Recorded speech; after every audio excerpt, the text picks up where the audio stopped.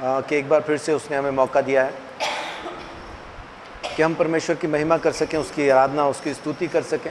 और ये समय है अभी परमेश्वर के वचन से कुछ चीज़ों को सीखने का, कुछ बातों को जानने का। आप मेरे साथ निकालिए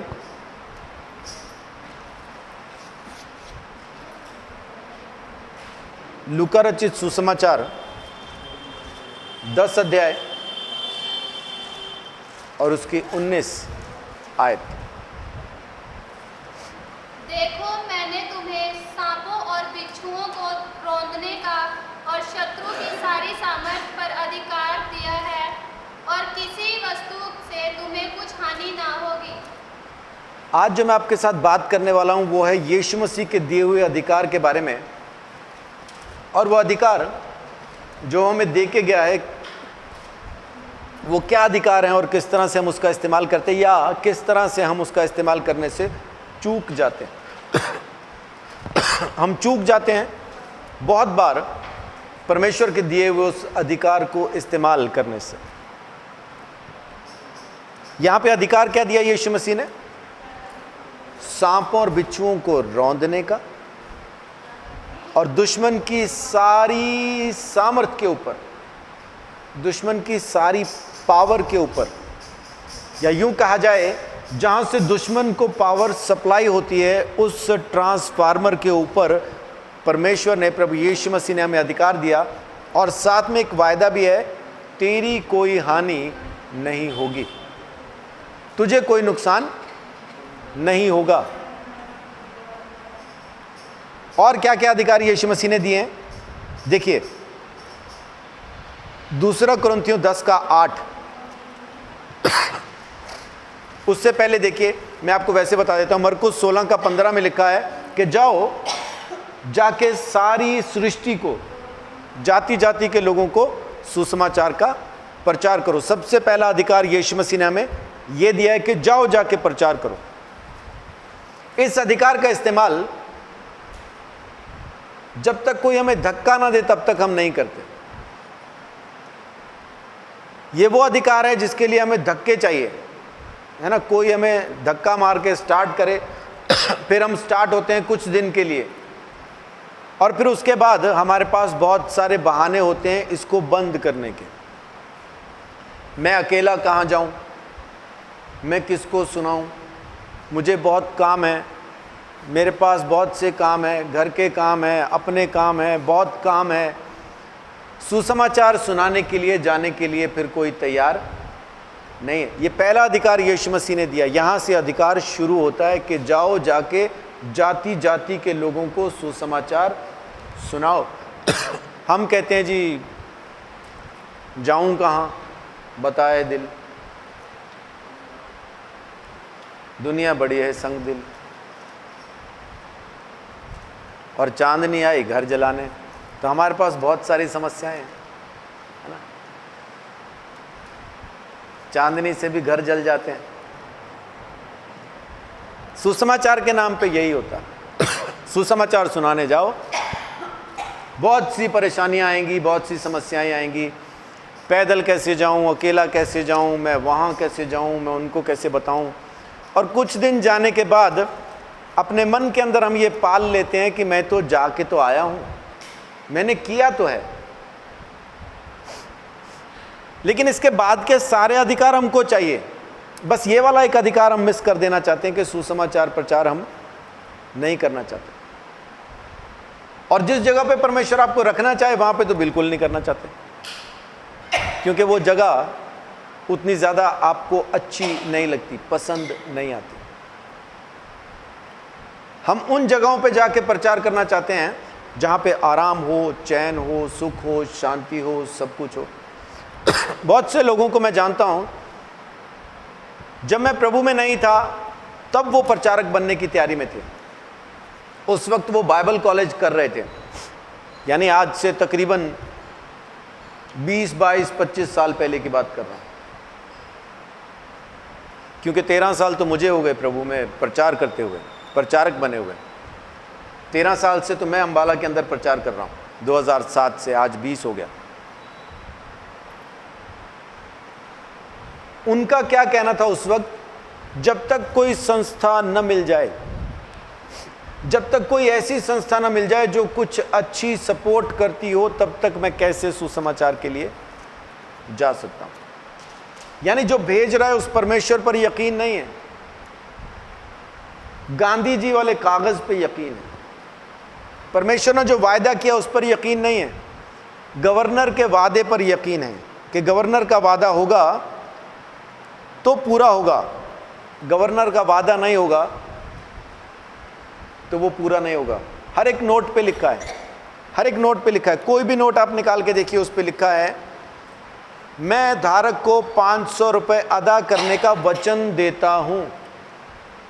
ये वायदा है, गवर्नर का वायदा, साइन किया हुआ वायदा, और मार्केट में ये वायदा चलता है।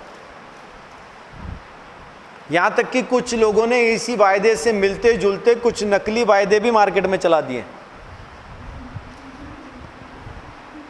है ना। इसी वायदे से मिलते जुलते कुछ नकली वादे भी मार्केट में चलते हैं। आंखों को यकीन होना चाहिए, दिमाग को यकीन होना चाहिए, वायदा झूठा भी हो तो कामयाब हो जाता, लेकिन परमेश्वर का वायदा, उस पर यकीन नहीं।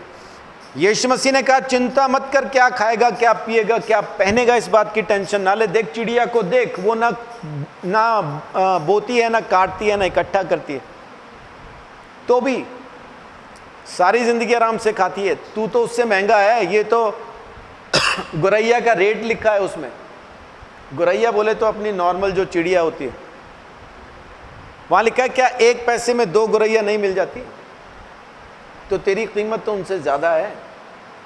मैं तेरा ख्याल करता हूं, टेंशन ना ले, क्या खाएगा, क्या पिएगा, क्या पहनेगा, इस बात की चिंता ना कर। लेकिन हम कहते नहीं प्रभु मैं तो करूंगा, मैं तो करूंगा ये चिंता। अब इसका मतलब ये नहीं है कि आप काम भी छोड़ दो और सुसमाचार प्रचार भी ना करो। गलियों में धक्के खाने का नाम सुसमाचार प्रचार नहीं है। अगर आप सुसमाचार प्रचार नहीं कर रहे तो काम करो, क्योंकि निकम्मों से परमेश्वर को कोई लगाव नहीं। और अगर आप काम नहीं कर रहे तो सुसमाचार प्रचार करो। दोनों में से एक चीज ठान लो क्या करनी है। 8 घंटे की ड्यूटी होती है काम करने की, सुबह 9 से शाम कितने बजे तक, कोई 6 बजे, कोई 5 बजे, ऐसा ना। सुबह 9 से 5 बजे, हाँ जी 7 बजे तक भी है, 10 घंटे की ड्यूटी। और मिलता क्या है? 10,000। 10 घंटे की जॉब और 10,000 रुपया।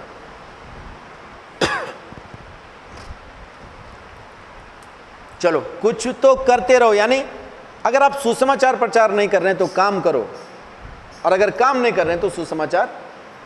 8 घंटे आपने काम करना है तो काम नहीं कर रहे तो 8 घंटे सुसमाचार प्रचार करो। फिर घूमो सड़कों पे, पर्चियां बांटो, लोगों को यीशु के बारे में बताओ, बीमारों के लिए प्रार्थना करो, दुष्ट आत्माओं को यीशु के नाम से निकालो। लेकिन जाओ 8 घंटे का काम प्रभु के लिए करके आओ। उसके बाद मेरे को कहना कि पैसे की दिक्कत है। आप करते भी कुछ नहीं, सुसमाचार भी नहीं सुना रहे तो फिर दिक्कत तो है, आप उससे बच नहीं सकते। कैसे बचेंगे? बच ही नहीं सकते। सो सबसे पहली चीज यीशु मसीह ने क्या अधिकार दिया है? जाओ, जाके सुसमाचार सुनाओ। और दूसरी बात, जब आप सुसमाचार सुनाते हैं तो जरूरी है कि आप अपने जैसा ही किसी और को भी बनाएं। मैं आपको पिछले 2-3 साल से कहता आ रहा हूं, मेरे ख्याल 3 साल से ज्यादा हो गए। क्या एक बात कहता हूं कि पूरे साल के अंदर अपने जैसा एक और प्रभु के पास लाओ। कभी लाए क्या? एक, बस सिर्फ एक। और कहने को हम सुसमाचार प्रचारक हैं जी, कहने को हम लोगों के लिए प्रार्थना करते, कहने के लिए हम बहुत कुछ ऐसा कर रहे हैं लेकिन एक शख्स हमारे द्वारा प्रभु में साल में नहीं आता। तो क्या कर रहे हैं? कौन सा सुसमाचार सुना रहे हैं जो लोग यीशु के पास नहीं आ रहे? ऐसा कौन सा डराने वाला सुसमाचार है कि लोग यीशु के पास आने की जगह पे उससे दूर भाग रहे हैं? ऐसा कौन सा? ऐसा कौन सा सुसमाचार?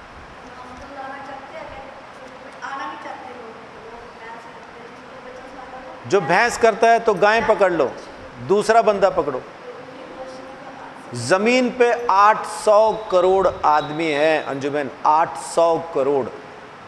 साल भर में इन 800 करोड़ में से एक तो मिलेगा आपको। हाँ तो दूसरा पकड़ो, बहस नहीं करनी। पप्पू भाई के पास गए, उन्होंने बहस की तो विशाल के पास चले जाओ, उसने बहस की तो पप्पू पतरस भाई के पास चले जाओ, उसने बहस की तो सूरज के पास चले जाओ, उसने बहस की तो नवीन भाई के पास चले जाओ, उसने बहस की तो पिंकी के पास। कोई तो मिलेगा, कोई तो मिलेगा। हम जाते नहीं, हम जाते हैं उनके पास जिन्होंने भैंस फंसा रखी है ना, हम जाते हैं।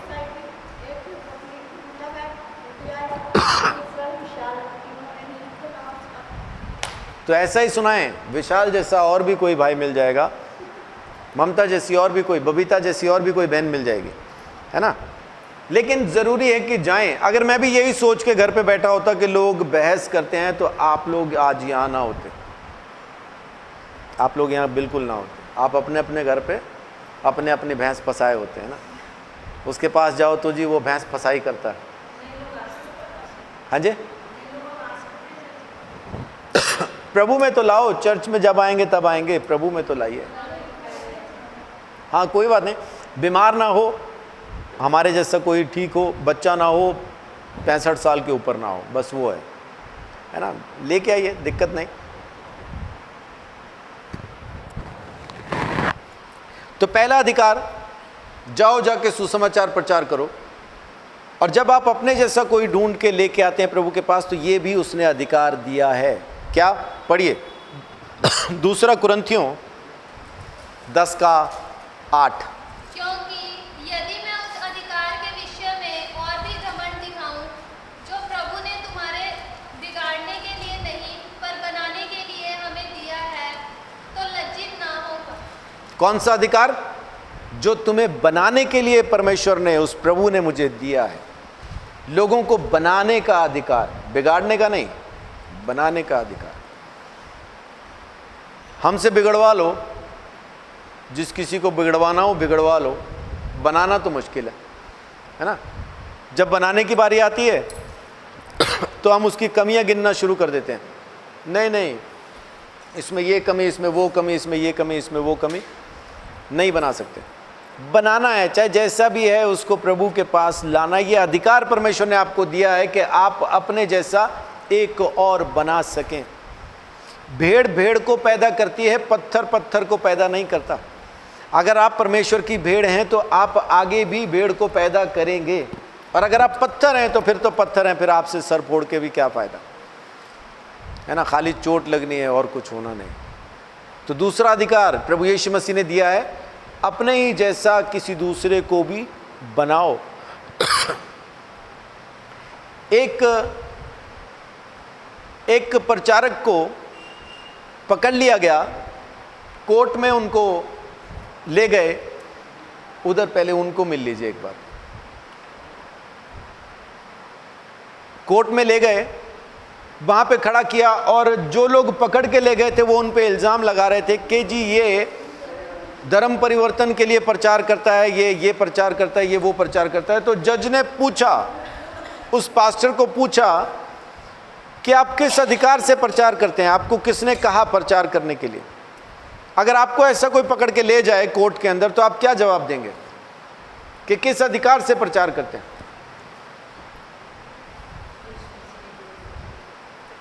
पास्टर ने बाइबल उठाई, और बाइबल उठा के उसने कहा, मत्ती 28 अध्याय में से 18 से 20 तक उसने पढ़ के बताया, यीशु मसीह ने कहा है कि जाओ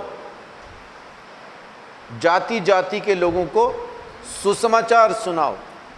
मेरे प्रभु ने, जिसको मैं अपना प्रभु मानता हूँ, यीशु मसीह ने मुझे ये अधिकार दिया, उसने मुझे ये आज्ञा दी है।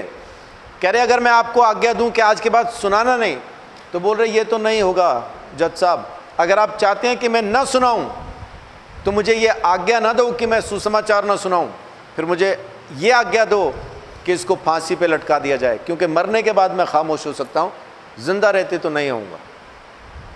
आप जेल में रखोगे वहां भी बोलूंगा, आप कहीं भी रखोगे वहां भी मैं सुसमाचार सुनाऊंगा। जज ने पास्टर को उसी वक्त बाइज्जत बरी कर दिया। हालेलुया। उसने देखा ये तो करेगा ही प्रचार, भाई इसको जैसा मर्जी रख लो, इसके प्रभु ने कहा है ये जरूर करेगा। हमारे प्रभु ने कहा है प्रचार कर। हम कहते हैं थोड़ी धूप तो कम कर।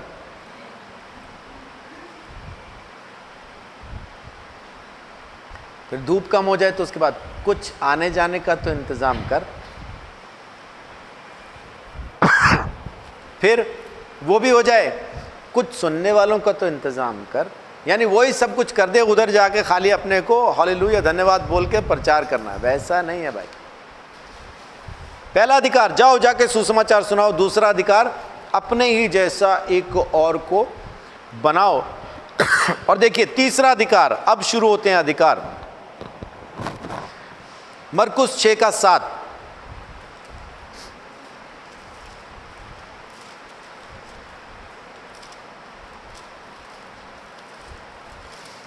उसने 12 को अपने पास बुलाया और उन्हें दो-दो करके भेजने लगा और उन्हें अशुद्ध आत्माओं पर अधिकार दिया। आमीन। क्या किया? अशुद्ध आत्माओं पर अधिकार दिया। दुष्ट आत्मा हमारे वश में है, लेकिन आप हर चर्च में जाके देखो वहां कोई ना कोई विश्वासी दुष्ट आत्मा के वश में है।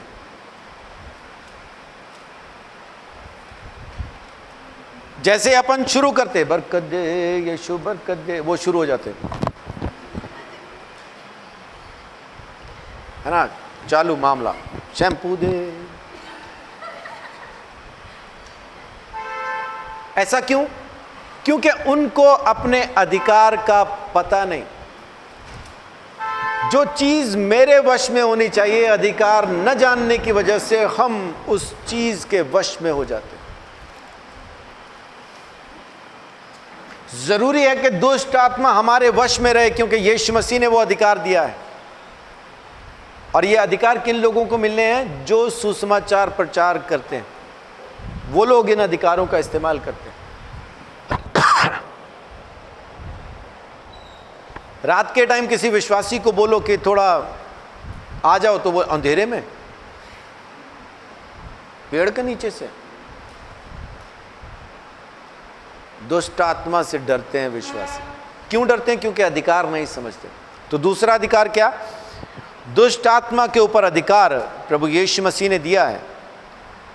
और लूका 10:19 जो हमने शुरू में पढ़ा, सांपों बिच्छुओं को रौंदने का और दुश्मन की सारी ताकत के ऊपर यीशु मसीह ने हमें अधिकार दिया है, और हमें किसी चीज से कोई हानि नहीं होगी। बहुत से लोग बोलते हैं जी जब भी मैं किसी के लिए प्रार्थना करता हूं ना, मेरे अपने शरीर में बड़ी परेशानी हो जाती है। बहुत से लोग कहते हैं। कुछ लोग तो यहां तक भी मुझे मिले, सर मैंने कल ना एक भाई के लिए प्रार्थना की। अच्छा, उसकी टांग में दर्द था। ओके, जब मैं प्रार्थना कर रहा था ना, उसी वक्त मुझे अपनी टांग में दर्द महसूस हुआ। मुझे पता चल गया वो ठीक हो गया। वो तो ठीक हो गया, तेरी टांग नहीं, वो दर्द है अभी। ये कौन सी प्रार्थना थी ट्रांसफर की, मेरे को पता नहीं चली।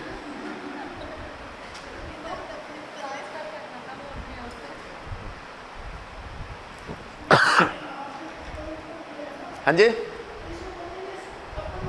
यीशु ने अपने ऊपर लिया है। हम कौन है उस दर्द को अपने ऊपर लेने वाले? तो यीशु ने ले लिया, हम कौन?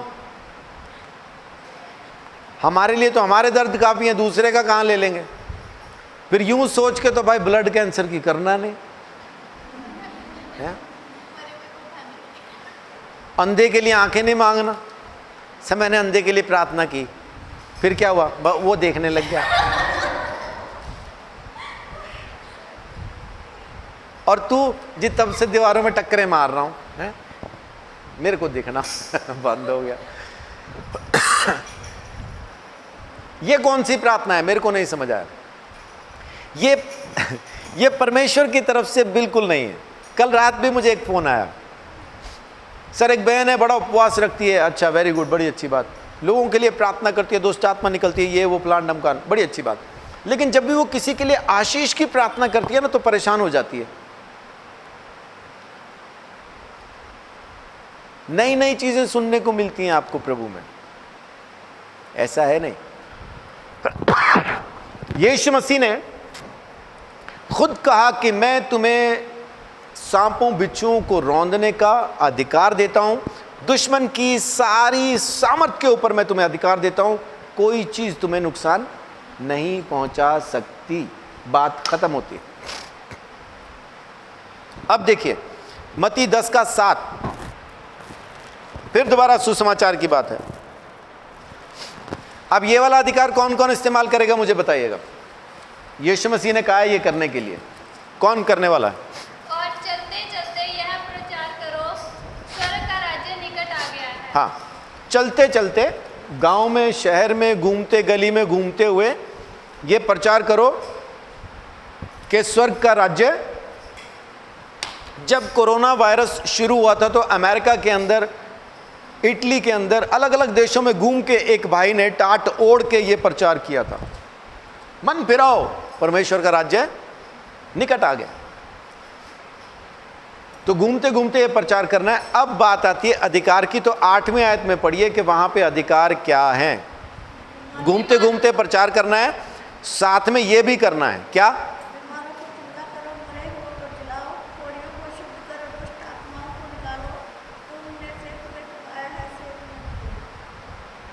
तो क्या क्या करो साथ में? बीमारों को चंगा करो।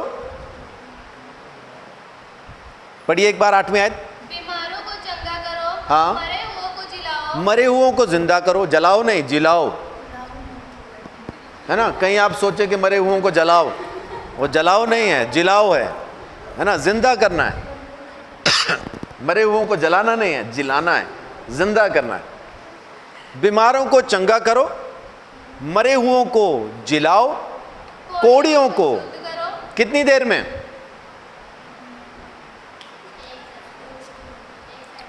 कोढ़ी पे हाथ रखा, प्रार्थना की, मैक्सिमम आधे घंटे, 1 घंटे, ज्यादा बोले तो 3-4 दिन के अंदर वो पूरी तरह से साफ हो जाना चाहिए। लेकिन अपन तसल्ली दे के 4-5 साल तक लगे रहते हैं, उसके बाद कोढ़ी मर जाता है और फिर हम कहते हैं कि चलो सुसमाचार तो सुना, प्रभु के घर गया है। हाँ, जो परमेश्वर की मर्जी। ये अधिकार परमेश्वर ने नहीं दिया। मुर्दों को जलाने का अधिकार नहीं है, जिलाने का अधिकार है। बीमारों को चंगा करो, मुर्दों को जिंदा करो, कोढ़ियों को शुद्ध करो और दुष्ट आत्माओं को निकालो। तुमने सेंत में पाया है, सेंत में दो। फ्री में मिला है, फ्री में दो। प्रार्थना के लिए कोई पैसा नहीं है। बहुत से लोग बोलते हैं सर प्रार्थना करानी है, इसका कुछ वो है क्या? प्रार्थना का कोई पैसा नहीं है भाई, कोई पैसा नहीं है बहन। बाकी दान में देना है, पूरा घर दे दो, ले लूंगा। प्रार्थना के लिए कोई पैसा नहीं, प्रार्थना फ्री है। बाकी आपको देना ही है तो बेशक घर दे दो, अपन ले लेंगे, है ना, उसके लिए कोई मनाही नहीं। लेकिन प्रार्थना के लिए पैसा नहीं। लेकिन आज की तारीख में बहुत सारे पापा और बहुत सारी मम्मा आ गई हैं। मार्केट के अंदर यीशु नहीं मिलता आजकल, पापा मिलते हैं, पापा मम्मा। इन लोगों ने रेट बना रखे हैं। अगर ये प्रार्थना करानी है तो 1000 रुपये, वो प्रार्थना करानी 2000 रुपये, अगर हमारे साथ बैठ के प्रार्थना करानी है तो 10,000, अगर और उपवास के साथ और ख़ास कोई प्रार्थना है तो 25,000। यीशु मसीह कहता है फ्री में मिला, फ्री में दो। ये पता नहीं किस चीज़ के पैसे ले रहे हैं। आप इनसे पूछने जाओ तो बड़े कारण बताएंगे वो पैसे लेने के, लेकिन यीशु मसीह में एक भी कारण नहीं है प्रार्थना के लिए पैसा लेने का। सामने वाले को क्लियर कर देना है पैसा नहीं है, प्रार्थना के लिए पैसा नहीं है। यीशु ने फ्री दिया, हम कौन बीच में पैसा लेने वाले? चंगा करने वाला मैं हूं क्या? नहीं, यीशु है। तो फिर मैं काहे का पैसा मांग रहा हूं? मैं किस चीज की बीच में कमीशन खा रहा हूं? वो चंगाई जो प्रभु से ला के उसको दे रहा हूँ, उसकी कमीशन चाहिए मुझे। उससे अच्छा तो डॉक्टरी पढ़ते, तो डॉक्टर बनने के बाद लोगों के गुर्दे किडनियां बेच बेच के पैसे कमा लेते, वो ज़्यादा अच्छा था। यीशु मसीह के नाम से ये जो धांधली कर रहे हैं, धोखा दे रहे लोगों को, वो अच्छा नहीं है। एक दिन हिसाब देना ही पड़ेगा, एक दिन उनको हिसाब देना ही पड़ेगा। अभी ये वाला अधिकार हम सबको चाहिए। कौन सा? बीमार को चंगा करना, मुर्दे को जिंदा करना, कोढ़ी को शुद्ध करना, दुष्ट आत्मा को निकाल देना। ये अधिकार हम सबको चाहिए, लेकिन दिक्कत आ जाती है कि हम इसको इस्तेमाल नहीं कर पाते। कारण क्या है? उत्पत्ति 25 अध्याय 31 से लेके 34 तक। उत्पत्ति 31, उत्पत्ति 25, उत्पत्ति 25 31 से लेके 34 तक। ने कहा, अपनी रोटी का अधिकार आज मेरे हाथ बेच दे। असाव ने कहा, देख मैं तो अभी मरने पर हूँ, किसी के लौटे के अधिकार में मेरा क्या लाभ होगा। चाबुक ने कहा, मुझसे अभी शपथ खा। किसने कहा? उसने उससे शपथ खाई और अपना लौटे का अधिकार चाबुक के हाथ बेच डाला। चाबुक इस पर चाबुक ने एसाव को रोटी और पकाई हुई मसूर की दाल भी दी। इसने खाया पिया और उठकर चला गया। जो एसाव ने अपने लौटे का अधिकार तुच्छ जाना।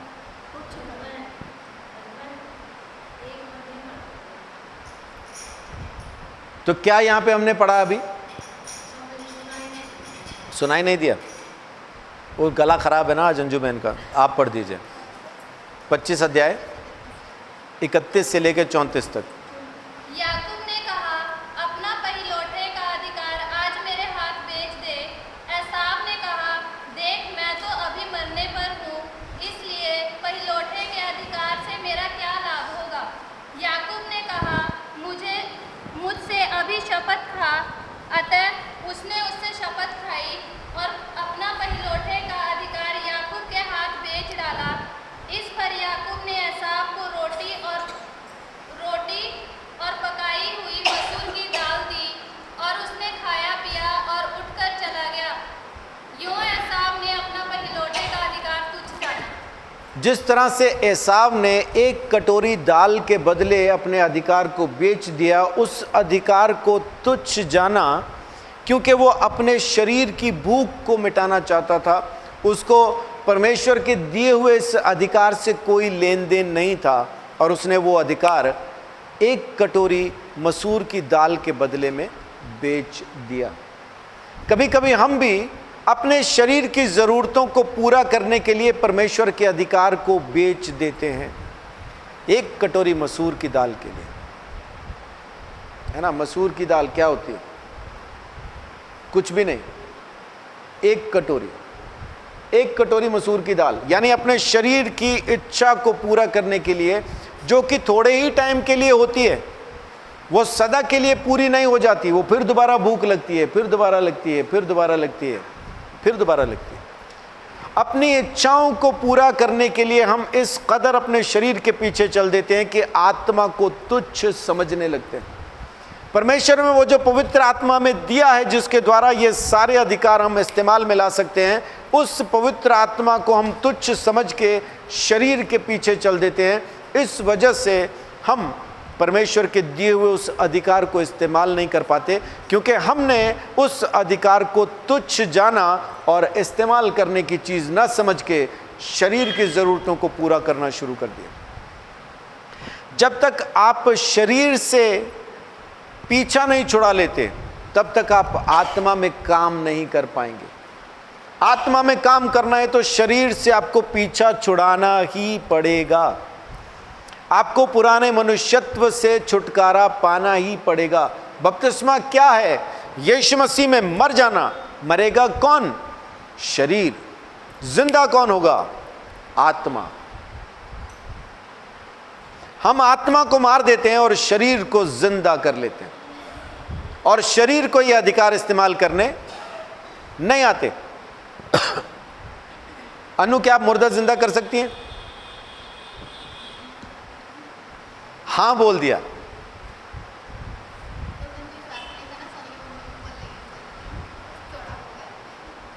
हाँ, अभी जवाब क्या है, क्यों क्यों विश्वास हो गया? क्योंकि रीटा बहन जो चुप हो गई थी, मतलब उनकी आवाज़ बंद हो गई थी और डॉक्टर भी कह चुके थे कि मर जाएगी, तो ये साथ में जाती हैं। तो डॉक्टर की रिपोर्ट, रीटा बहन की हालत, सब कुछ दिमाग के ऊपर हावी थी। लेकिन जब मैं कह के गया कि आप प्रार्थना करो, मैं नहीं कर रहा हूँ, आपने करनी, और मुझे थोड़ी देर के बाद फ़ोन करके बताना है कि ठीक हो गई और वही हुआ, इन्होंने प्रार्थना की, रीटा बहन बोलने लगी और आज भी जिंदा हैं। और अब लगता नहीं कि मरेंगी, तब लगता था कि मर जाएंगी, लेकिन अब लगता है नहीं मरेंगी। तो वो कह रही हैं कि वो होने के बाद आज विश्वास हो गया कि मुर्दा भी जिंदा। इसका मतलब है कि शरीर उस वक्त तक संदेह में था, शरीर को शक था होगी कि नहीं होगी, लेकिन जब हो गई तो शरीर ने विश्वास किया। अब शरीर से विश्वास आगे पार करके आत्मा में चला गया है, एक हुआ है, बाकी भी हो सकते हैं। आमीन। मेरी अपनी मिनिस्ट्री के अंदर 2 मुर्दे प्रभु ने जिंदा किए। एक सुल्लर गांव में एक बहन को जिंदा किया था, और एक 7 महीने का बच्चा जो गर्भ में मर गया था, आप सब भी जानते हैं उसको, वो जो पेंट का काम करता था भाई, दाऊद नाम रखा। हाँ, बेटे का नाम दाऊद रखा है। नहीं, हिंदू ही है। हाँ, हिंदू है। आप मोमिना सोच रही, मोमिना बहन नहीं है वो, तो सुनीता या कुछ ऐसी नाम था उसका। यूपी की रहने वाली है वो, गोंडा डिस्ट्रिक्ट की, गोंडा डिस्ट्रिक्ट में रघुपुर, नहीं गोंडा नहीं, बस्ती की, बस्ती डिस्ट्रिक्ट की रहने वाली है। वहाँ पे रघुपुर बोल के गांव है, वहाँ की वो लड़की है। उसके गर्भ का बच्चा जो 7 महीने का पेट में मर गया था, उसके लिए प्रार्थना की। 2 महीने के बाद जिंदा बेटे को उसने जन्म दिया, वो बेटा आज भी जिंदा है। तो ये 2 मुर्दे मेरी मिनिस्ट्री में प्रभु ने जिंदा किए। ये बीच में बैठी है रेनू, ये बच्चों ने इकट्ठा होकर प्रार्थना की, ये खुद अपने घर पे मर गई थी, 15-20 मिनट मरी रही, डॉक्टर ने आके कह दिया मर चुकी है। संजय जो आज चर्च में नहीं आता है ना, उसको ज़रूर किसी ने धक्का दिया, यीशु मसीह से दूर भगा दिया, पता नहीं किसने। उसने अन्नू का हाथ पकड़ा और प्रार्थना की। उसने कहा डॉक्टर जो कह रहा है कहने दे, हम प्रार्थना करते हैं। अन्नू का हाथ पकड़ के संजय ने प्रार्थना शुरू की। उसके बाद बाकी लोगों ने हाथ पकड़ के एक घेरा बना लिया उसके गिर्द, और दो स्वर्गदूत उसको दिखाई दे रहे थे कि उसको लेके जा रहे हैं, लेकिन नीचे जो लोग प्रार्थना कर रहे थे वहाँ पे एक चादर जैसा कटोरा बन गया उनके हाथों से, और स्वर्गदूतों ने उसको वापस उसी कटोरे में डाल दिया, क्योंकि लोग प्रार्थना कर रहे थे। ये मुर्दा भी जिंदा हुआ। मैं 89 में धतूरा खा के जो मर गया था, मेरी माँ ने प्रार्थना की, मैं जिंदा हुआ हूँ। तो ऐसा नहीं है कि यीशु मसीह में मुर्दे जिंदा नहीं होते हैं, लेकिन हम अधिकार क्यों नहीं इस्तेमाल कर पाते? क्योंकि हम आत्मा में नहीं, शरीर में जिंदा हैं। एक कटोरी मसूर की दाल के बदले में हम उस अधिकार को तुच्छ समझ लेते हैं। अपने शरीर के काम के लिए, थोड़ी देर की खुशी के लिए, ज़रा से आनंद के लिए हम परमेश्वर की आत्मा को तुच्छ समझते, उस अधिकार को तुच्छ समझ लेते हैं, उसके वचन को तुच्छ समझ लेते हैं, और वो काम करते हैं जो परमेश्वर को अच्छा नहीं लगता, और इसलिए अधिकार इस्तेमाल नहीं हो पाता। बाद में ये रोया एसाव रोया, मुझे आशीर्वाद चाहिए, मुझे आशीष दे। देखिए 27 का 36 में क्या लिखा है,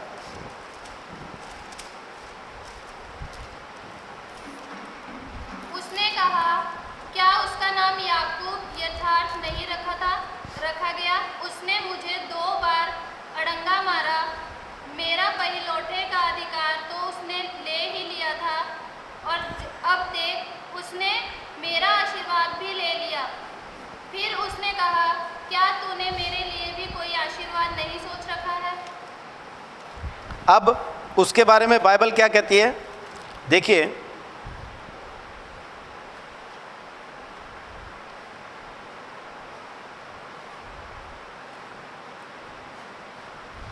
एसाव रो के भी उसने प्रार्थना की, रो के भी उसने मांगा, लेकिन उसको आशीर्वाद नहीं मिल पाया, उसको परमेश्वर ने आशीष नहीं दी। कारण क्या था कि उसने परमेश्वर के पहलौठे के अधिकार को तुच्छ जाना। आज परमेश्वर ने आपको अधिकार दिए हैं, प्रभु यीशु मसीह ने आपको अधिकार दिए हैं, उन अधिकारों को, उस पवित्र आत्मा को आप आदर देना शुरू कीजिए। यीशु मसीह की बात को मानना शुरू कीजिए। देखिए मत्ती 19 अध्याय, मत्ती 19:16 से लेकर 30 तक एक कहानी है। कहानी क्या है कि एक अमीर आदमी यीशु मसीह के पास आके कहता है कि मैं अनंत जीवन पाने के लिए क्या करूं। यीशु मसीह कहता आज्ञा का पालन कर। कहता बचपन से करता हूं। तो यीशु मसीह ने कहा जा, फिर जा, अपना पैसा, अपनी सारी संपत्ति बेच के कंगालों में बांट दे। वो ये सुन के उदास हो गया क्योंकि बहुत अमीर था, बहुत अमीर था।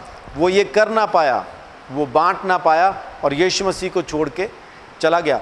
यीशु मसीह का वहां पे जो कहना था वो ये था वो ऐसा नहीं है कि संपत्ति बांटने से उसको स्वर्ग का राज्य मिल जाना था। स्वर्ग का राज्य उसको संपत्ति के बांटने से नहीं मिलना था। स्वर्ग का राज्य पाने के लिए उसको क्या करना था?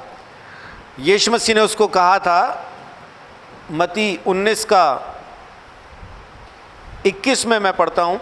यीशु ने उससे कहा यदि तू सिद्ध होना चाहता है तो जा, अपना माल बेच कर कंगालों को दे और तुझे स्वर्ग में धन मिलेगा, और आकर मेरे पीछे हो ले।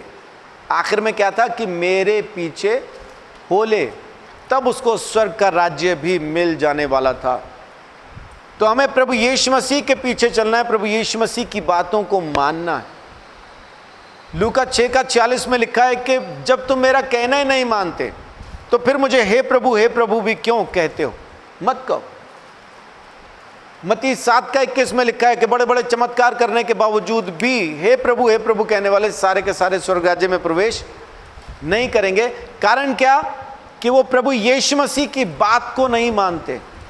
वो अपने हिसाब से जिंदगी को जी रहे हैं, अपने शरीर की जिंदगी को जी रहे हैं।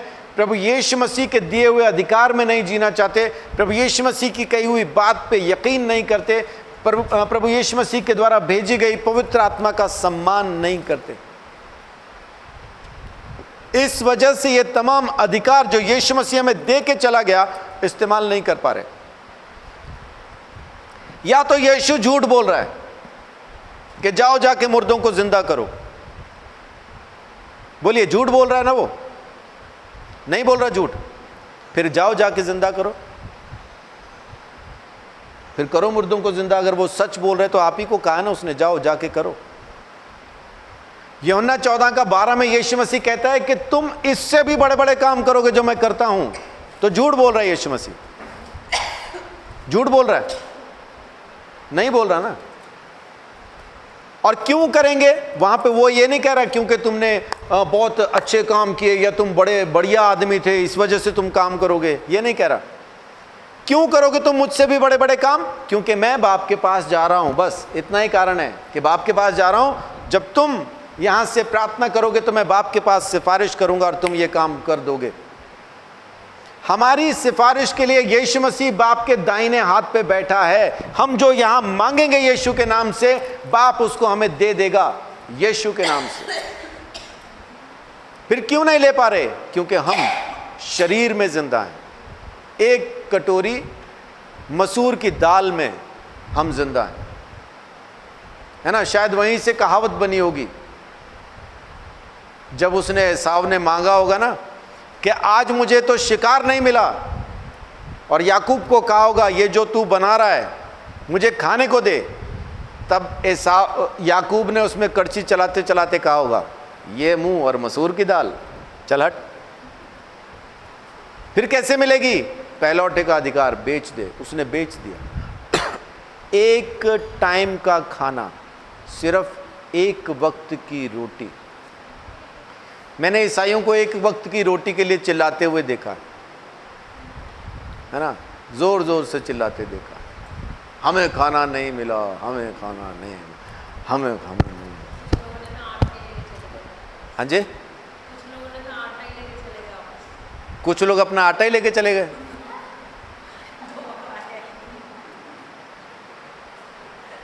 कर लो बात, गुंदा हुआ आटा लेके कि हमें खाने को नहीं मिला तो हम आटा भी नहीं देंगे।